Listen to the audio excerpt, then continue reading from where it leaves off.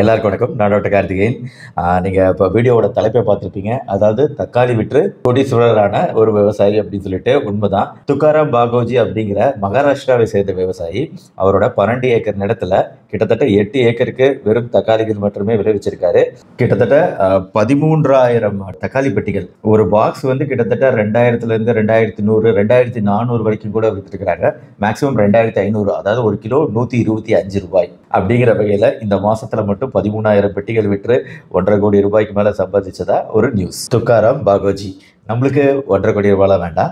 தக்காளி விலை கிலோ 300 அப்படின்னு தம்ப்நெயில்ல போட்டிருந்தேன் இல்லையா, அதை நான் பின்னாடி சொல்றேன். தக்காளி வந்து சேர்த்துக்கணுமா, தக்காளி சேர்த்துக்கிறதுனால என்ன நன்மைகள் என்ன தீமைகள் அப்படிங்கிறது தான் இன்னைக்கான வீடியோ. தக்காளி ரேட்டு திடீர்னு ஜம்ப் ஆகி குதிக்கிறதுனால பேசாம நம்ம வீட்லயே தக்காளியை வளர்க்க ஆரம்பிச்சிட்டோம்னா பெஸ்டா இருக்கும், பெட்டரா இருக்கும். சோ அப்படி நம்ம வீட்டுல விளைவிக்கக்கூடிய தக்காளியை அழகா பறிச்சு அதை பேப்பர்ல வந்து சுருட்டி வச்சு நம்ம கொஞ்ச நாள் வெயிட் பண்ணாலே, டெய்லி செக் பண்ணணும், கொஞ்ச நாள் வெயிட் பண்ணாலே அந்த தக்காளி நல்லா பழுத்துற போது அதுக்கப்புறம் நம்ம யூஸ் பண்ணலாம். பழுத்துற வரைக்கும் விட்டுட்டாதான் அது செடியிலேயே வீணா போயிடும். இப்போ நம்ம தக்காளியை உணவுல சேர்த்துக்கிறதுனால என்னென்ன நன்மைகள்னு பார்ப்போம். தக்காளியில நிறைய நல்ல விஷயங்கள் இருக்குன்னு சொன்னேன். லைகோபின், கெரட்டினாய்ட்ஸ், இதுக்கப்புறம் இருக்கிறதுல ஆன்டி ஆக்சிடென்ட்ஸ், நெரிஞ்சனின், அப்புறம் ஃபைட்டோ நியூட்ரியன், குளோரோஜெனிக் ஆசிட் நிறைய இருக்குதுங்க. இதெல்லாம் என்ன விதத்துல நம்மளுக்கு ஹெல்ப்ஃபுல்லா இருக்குன்னா, நம்ம இதயத்துக்கும் மூளைக்கும் ரொம்ப நல்லது. எப்படி நல்லதுன்னா, இந்த கெட்ட கொழுப்பு அளவுகள் வந்து குறைக்குது. அதாவது எல்டிஎல் அப்படின்னு சொல்லக்கூடிய கெட்ட கொழுப்பு அளவுகள் குறையுது. பிளஸ் ரத்தம் உறை தன்மை, த்ரோம்போசிஸ் ஆகுறது குறையுது. சோ இப்ப ரத்தம் உறைதல் தன்மை குறையுது, கொழுப்புகள் குறையுதுனாலே ஆட்டோமேட்டிக்கா என்ன ஆகுது, அத்திரோஸ்க்ளோரோசிஸ் அப்படின்னு சொல்லக்கூடிய கொழுப்புகள் போய் நம்ம மூளையில செல்லக்கூடிய ரத்த குழாய்களும் இதயத்துக்கு செல்லக்கூடிய ரத்த குழாய்களையும் அடைக்கிறதுனாலதான் நம்மளுக்கு மூளையில பக்கவாதமும் இதயத்துல மாரடைப்பும் ஏற்படுது. அதனால மாரடைப்புல இருந்தும் பக்கவாதத்துல இருந்தும் நம்ம பாதுகாக்கப்படுறோம். சோ எதனால இது நடக்குதுன்னா, இந்த தக்காளி இருக்கக்கூடிய இந்த கெமிக்கல்கள். அதே மாதிரி புற்றுநோய் பொறுத்த வரைக்கும் இந்த ப்ராஸ்டேட் புற்றுநோய் அப்படின்னு ஆண்களுக்கு குறிப்பா வரும். இந்த ப்ராஸ்டேட் கேன்சர் வராம தடுக்கிறதுல இந்த தக்காளிக்கு ஒரு குறிப்பிட்ட பங்கு உண்டு. பிளஸ் நுரையீரல் லங் கேன்சர் வரதை தடுக்கிறதுலயும் தக்காளிக்கு ஒரு நல்ல பங்கு உண்டு. அப்புறம் நம்ம தோள்களை ஆரோக்கியமா வச்சுக்கிறதுலயும் தக்காளிக்கு ஒரு மிகப்பெரிய பங்கு உண்டு. இது ஆராய்ச்சிகள் மூலமா தெரிய வருது. நம்ம தோள்கள் ஆரோக்கியமா இருக்கணும். அப்புறம் வீக்கம், நம்ம உடம்புல வந்து வீக்கம் ஏற்படுதுன்னா அந்த வீக்க அணுக்களை குறைக்கிறதுல மிகப்பெரிய பங்கு இருக்கு தக்காளிக்கு. சி ரியாக்டிவ் புரோட்டீன் அப்படின்னு சொல்லக்கூடிய சிஆர்பி அளவுகளை குறைக்குது தக்காளி. பிளஸ் இதோட முக்கியமான ஒரு சில விஷயங்கள் என்னன்னா, சர்க்கரை அளவுகள் நம்ம உடம்புல குறைக்குது. வீக்க அணுக்களை குறைக்கிறதுனால புண்ணு ஆறுறது அப்படிங்கிறது சீக்கிரமா புண்ணு ஆறுது.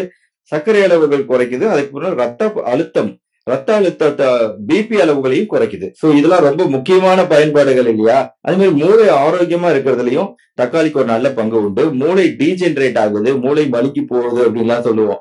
அந்த மாதிரி பிரெயின் செல் டீஜெனரேஷன் ஏற்படும்னா அதை குறைக்கிறது தக்காளி. இன்னொன்னு வந்து எலும்பு தேய்மானம்னால ஏற்படக்கூடிய வலி. சோ அந்த வலி, எலும்பு தேய்மானம்னால ஏற்படக்கூடிய வலியை குறைக்கக்கூடியதும் தக்காளி. என்னதான் இவ்வளவு நன்மைகள் நான் சொல்லிட்டாலும் நன்மைக்கு ஈக்குவலா தீமைகள் இருக்கு. அதிகமா நம்ம தக்காளியை உணவுல சேர்த்துக்கும் போது. சோ என்னென்ன தீமைகள் இருக்கு? ஃபர்ஸ்ட் வயிறு சம்பந்தமான விஷயம் தான். வயிறுல வந்து ஜிஇஆர்டி அப்படின்னு சொல்லக்கூடிய கேஸ்ட்ரோஎசோஃபேஜியல் ரிஃப்ளக்ஸ், நெஞ்சு ஆசிட் எதிர்கழிப்பு அப்படின்னு சொல்றோம். நெஞ்சு எரிச்சல் இருக்கும் இல்லையா.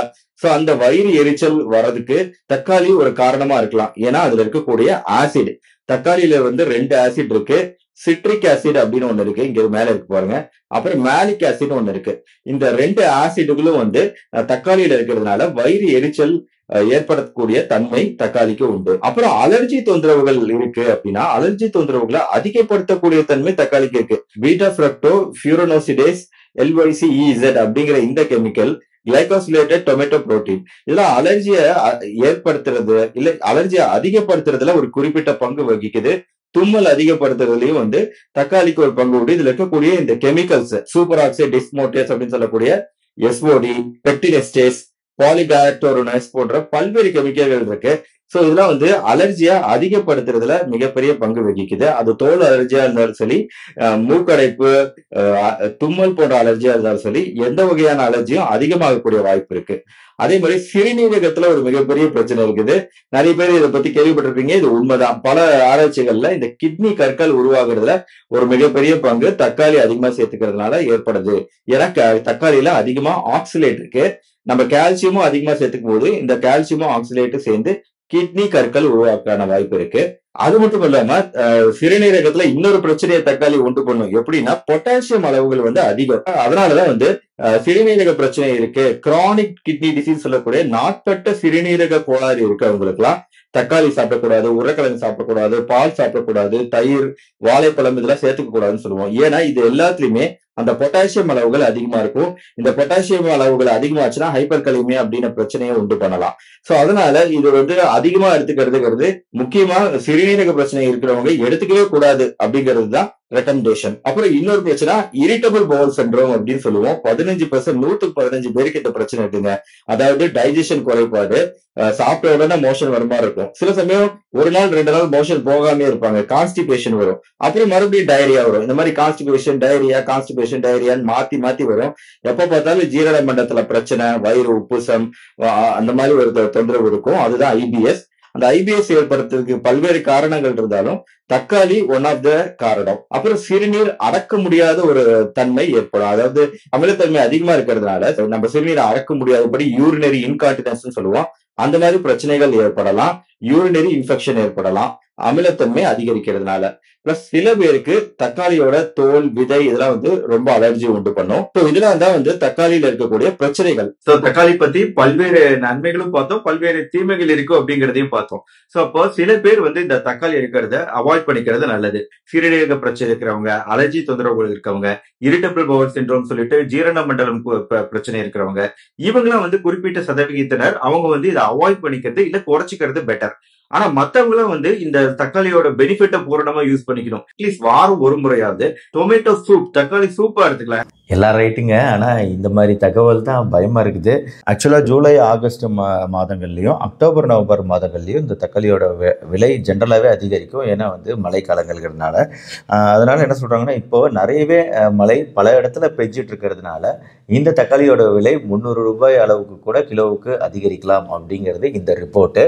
இந்த தகவலை சொல்கிறது வந்து national commodities management services limited அப்படின்னு சொல்லிட்டு NCML அப்படிங்கிறது தான் நம்மளோட கமாடிட்டிஸ் அப்படின்னு சொல்லக்கூடிய உணவு பண்டங்கள், மற்ற பொருட்கள் இதையெல்லாம் கண்ட்ரோல் பண்ணுறதே NCML தான். ஸோ அவங்க இதை சொல்கிறாங்கன்னா ரொம்ப கேர்ஃபுல்லாக இருக்கணும். தக்காளி அதிகமாக விளையக்கூடிய மாநிலங்களான ஆந்திரா, கர்நாடகா, மகாராஷ்டிரா இங்கெல்லாம் இந்த அவங்க சில இன்ஸ்ட்ரக்ஷன்ஸ்லாம் கொடுத்துருக்குறாங்க விலை ஏறாமல் இருக்கிறதுக்கு. ஆனால் நீங்கள் இதை மனசில் வச்சுக்கிட்டு வீட்லேயே வந்து எந்த அளவுக்கு தக்காளியை உற்பத்தி பண்ண முடியும்னு பாருங்கள். ஆக்சுவலாக இன்றைக்கி வந்து 130 அந்த ரேஞ்சிலேருந்து 110 அப்படிங்கிற அளவில் 20 ரூபாய் குறைஞ்சதாக தான் நம்ம பார்த்தோம்.